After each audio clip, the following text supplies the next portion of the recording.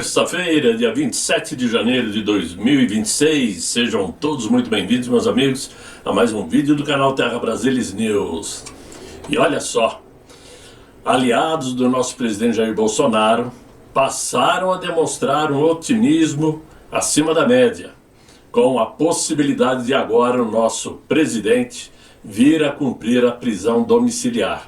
Isto tudo conforme um relato da jornalista que ganhou fama, né, nesse último mês, a tal Malu Gaspar, que é lá do O Globo. Muito bem. A avaliação ganhou força depois da decisão daquele ministro que determinou que num prazo máximo de 10 dias a Polícia Federal faça uma perícia médica nas condições de saúde do mito Bolsonaro. Até aí não chama tanta atenção, mas o que criou o ânimo, de fato, em especial, diga-se de passagem, é que o próprio ministro determinou que o médico particular de Jair Bolsonaro, o doutor Cláudio Birolini, participe da perícia. Isto segundo a jornalista, que nesse último mês aí resolveu abrir a caixa de Pandora, né? E expôs aí o caso Master, o contrato da esposa daquele ministro e muito mais. Ou seja, isso tudo mostra que realmente existe essa grande possibilidade de agora sim o presidente Jair Bolsonaro ir para casa. Muito bem. Temos que levar em conta muitas situações que favorecem a essa possível decisão. Primeiro, que realmente a situação política está muito tensa, muito pesada contra os próprios ministros do Supremo. Nós vamos falar mais disso daqui a pouquinho. A pressão está muito forte. Segundo, a exata noção de que realmente a saúde do nosso presidente está delicada. E também aquela conversa que a nossa primeira-dama Michele Bolsonaro, onde muitos estão criticando sem usarem mais que 2 neurônios para prestarem atenção, a dona Michele Bolsonaro conversou sim com Gilmar Mendes e com Alexandre de Moraes sobre a possibilidade de uma prisão domiciliar de Jair Messias Bolsonaro. Ela teve papel fundamental nisto. Muitos não gostam, estão criticando, chamando Michele de traidora, não sei de onde tiraram isto. Esse pessoal está assistindo muito a Rede Globo. Tenho certeza que quem pensa assim assiste o Jornal Nacional todo dia. Só pode ser. Mas tudo isto associado à pressão política contra o próprio Supremo, além da caminhada proporcionada pelo Nicolas Ferreira, mostrando que a população patriota ainda está engajada, claro que isso fez aquele ministro talvez arrefecer um pouco, né, a tensão sobre as condições de prisão do nosso presidente.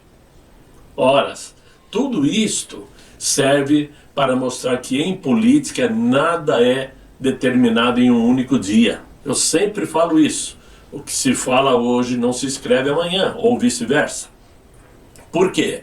Os movimentos que são feitos baseados em outras situações paralelas que na maioria das vezes nós não conhecemos, nós não sabemos. Simples assim.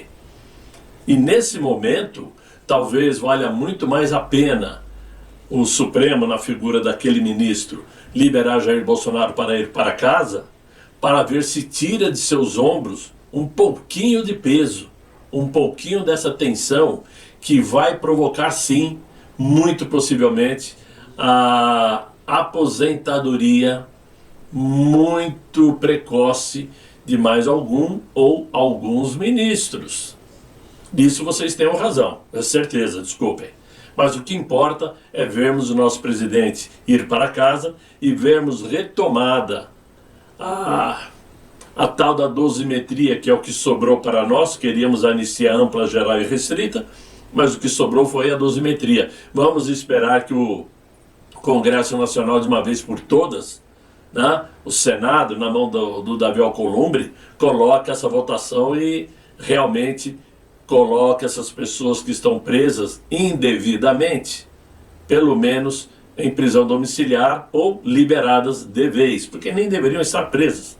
Assim como Jair Bolsonaro, claro, não precisamos nem comentar mais sobre isso. Mas vamos aguardar, vem notícias boas aí, talvez, nesses próximos 10 dias, pelo menos, né? Vamos torcer. Agora, mudando um pouco de assunto e continuando falando sobre o mesmo, propriamente dito, tudo que vem acontecendo hoje na política brasileira, em especial no que diz respeito à crise das instituições federais, talvez tenha começado muito antes do que se imaginava. Essa crise deixou claro que a briga nunca foi só por dinheiro. Nos bastidores de Brasília, o que André Esteves, dono do BTG, e o Daniel Vorcaro, dono do falido Master, o que eles disputavam realmente não era o mercado. Não eram os clientes e balanços trimestrais, mas era de verdade a influência direta no centro do poder. Era isso que eles disputavam, principalmente com o BRB, lá de Brasília. Enquanto Daniel Vorcaro se apresentava como um banqueiro anti-Faria Lima, vendendo a imagem de um banqueiro ousado e capaz de romper com os padrões pré-estabelecidos, o André Esteves jogava o jogo clássico, dos veteranos, dos movimentos calculados, telefonemas certos para as pessoas certas, articulação pesada nos bastidores, né? E a disputa ganhou contornos mais claros quando surgiu então a tentativa da operação entre o Banco Master e o BRB de Brasília. Oficialmente, uma transação de mercado, né? Mas extraoficialmente, um avanço territorial num tabuleiro já congestionado de interesses. Foi aí que entraram, foi aí que entrou em cena os estratagemas de André Esteves, as articulações que ele tem, que teria atuado para brecar essa operação do BRB tentando comprar aí o Banco Master, acionando contatos, levantando dúvidas regulatórias e estimulando resistências institucionais. Ou seja, o André Esteves estragou o negócio. Né? Com a operação travada, o caso passou a envolver o Supremo Tribunal Federal, trazendo à tona conflitos inéditos e escondidos. E uma pergunta que ecoou nos corredores de Brasília: quem controla os controladores? De repente, o Banco Master deixou de ser apenas um banco em expansão para se tornar o símbolo de um impasse maior, onde os interesses privados, influência política e decisões institucionais se misturam perigosamente. Quando o Banco Master deixou de ser apenas uma confusão bancária e começou a ameaçar o equilíbrio entre governo e mercado, e também o judiciário, surgiu então a pergunta que ninguém faz em voz alta, mas todo mundo cochicha: onde entra Dias Toffoli nessa jogada? E por que ele entrou? Dias Toffoli entrou no instante exato em que o problema deixou de ser financeiro e virou sistêmico, e foi parar no Supremo Tribunal Federal. Até então, o enredo estava restrito, digamos assim, a banqueiros que estavam disputando espaço no poder. Mas quando surgiram impasses regulatórios, risco de judicialização em cadeia e a possibilidade perigosa e real de decisões com impacto estrutural, o caso subiu de patamar e aterrissou lá no Supremo. Foi nesse momento que, magicamente, Toffoli assumiu a relatoria do caso, passou a ser visto como uma peça central, e quando veio à tona a reunião de dezembro de 2024, envolvendo o Inácio, o Haddad e o próprio Toffoli, o caso Banco Master já fervilhava nos bastidores, com disputas entre banqueiros resistentes às instituições e risco de o caso escapar de controle. Foi justamente nesse ponto que o enredo ganhou um capítulo revelador, com a entrada do caso do Resort Itaiaia. Esse resort surgiu como um símbolo, um retrato do ambiente onde o poder deixou o gabinete, né? Os gabinetes ficaram de fora, quando o sistema abandonou a ata ou as atas e conversaram em terreno neutro. Foi, digamos aí, ali que o judiciário encontrou o mercado fora dos holofotes. E foi ali que o nome de Dias Toffoli passou a ser associado de uma forma recorrente a figuras centrais do capitalismo brasileiro, como André Esteves, a JBS e o próprio Vorcaro. No caso da JBS, o histórico é conhecido: disputas bilionárias, acordos de leniência, revisões sensíveis e decisões do Supremo capazes de redefinir o destino do grupo. O sinal era claro, ou ainda é claro, né? Porque onde há JBS envolvido, há suspeita de problemas. Já o André Esteves, dono do BTG, entrou como um operador experiente desse mesmo sistema, enquanto Daniel Vorcaro tentava se vender como um banqueiro ousado, um banqueiro anti-Faria Lima, né? E Esteves representava o oposto, o sistema funcionando exatamente como foi desenhado para funcionar, com estabilidade, leitura institucional e canais abertos com quem realmente definem os limites do jogo. E aí, é aí que o Itaiaia, o Resort Itaiaia, ganhou sentido. Não como prova, mas como padrão. Um espaço agradável, luxuoso, onde o poder se encontrava sem formalidades, onde os banqueiros, empresários e ministros compartilhavam o mesmo ambiente social e onde as relações se consolidavam longe do escrutínio público. Com isto, se Dias Toffoli já aparecia em momentos decisivos envolvendo a JBS, se ainda mantinha trânsito social com figuras como André Esteves e reaparecia em reuniões estratégicas justamente quando outro escândalo financeiro ameaçava escalar, então a sua presença deixava de ser coincidência e passava a ser função. No fim, os dois fios, Banco Master e Resort Itaiaia, se uniram num mesmo desenho.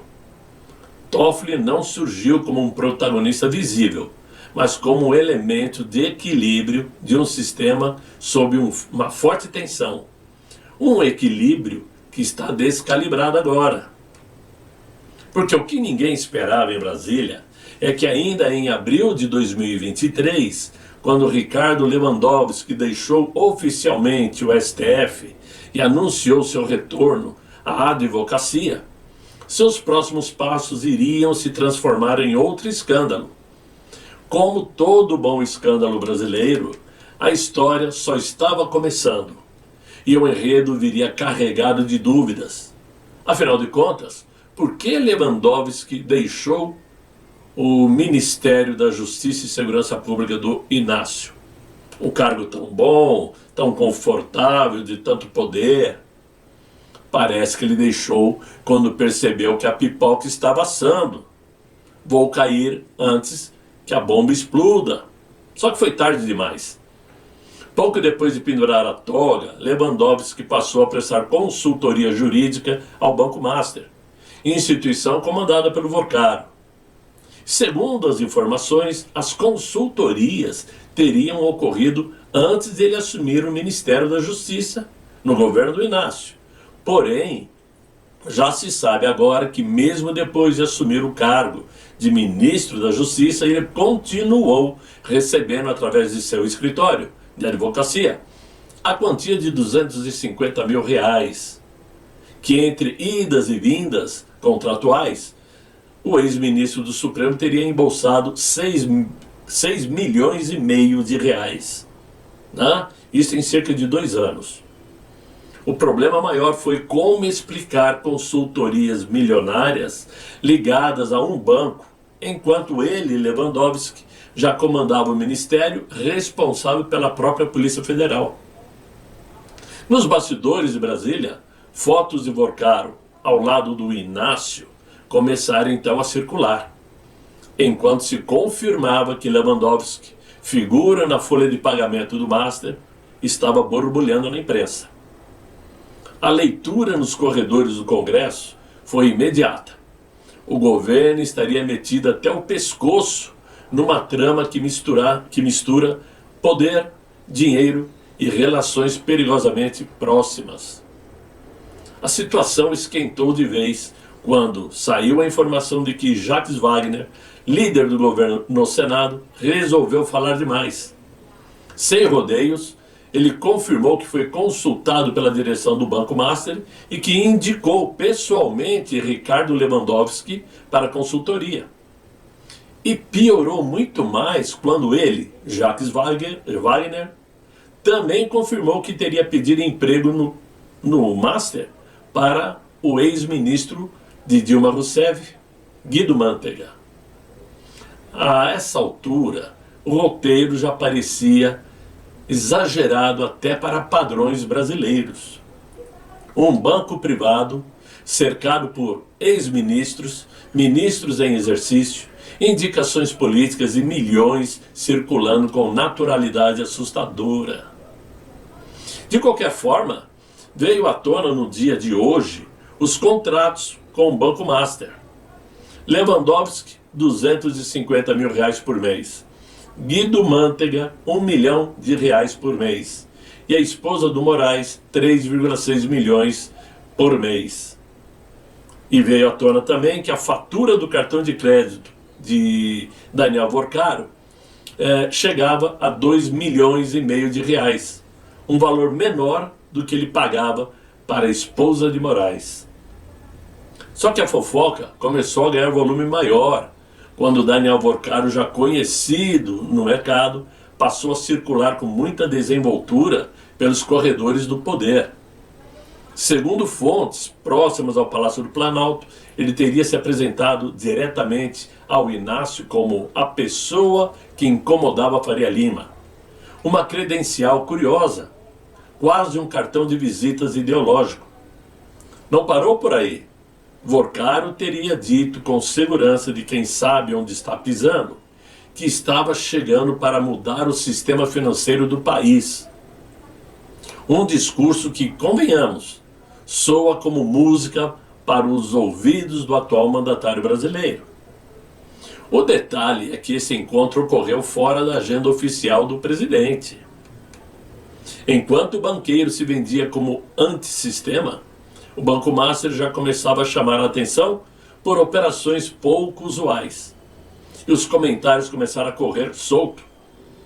Estaria o Palácio do Planalto flertando com um novo modelo financeiro? Ou apenas abrindo as portas para mais um aliado bem relacionado? Avançando para dezembro, o clima ficou mais intrigante. O Inácio se reuniu longe dos holofotes com Dias Toffoli e Fernando Haddad. Oficialmente, nada de extraordinário. Apenas uma conversa institucional de fim de ano. Só que extraoficialmente, porém, o encontro passou a ser relido à luz do escândalo do Banco Master, que já fervilhava aí nos bastidores. Nos corredores de Brasília, o comentário é um só. Quando o presidente, o ministro da Fazenda e o ministro do Supremo sentam para conversar novamente, não é para tomar café, pois em Brasília, coincidências costumam ter endereço, data, hora marcada e consequências, evidentemente. Mas agora, preparem-se, porque começa a surgir mais um início, digamos assim, de problema. Saiu hoje a informação de que o Nubank, a XP Pactual e o BTG entraram na mira da sexta vara empresarial da comarca do Rio de Janeiro por utilizarem, vejam só, o fundo garantidor dos bancos como garantia de aplicações em CDBs do Banco Master. O fundo garantidor é para garantir o pagamento dos clientes no valor de até 250 mil, mas não serve para dar garantia para quem aplica em CDBs do Banco Master. Esse é outro escândalo absurdo. E é uma notícia recente que ainda vai dar o que falar. Vamos aguardar, não é? Meus amigos, a brincadeira não está fácil.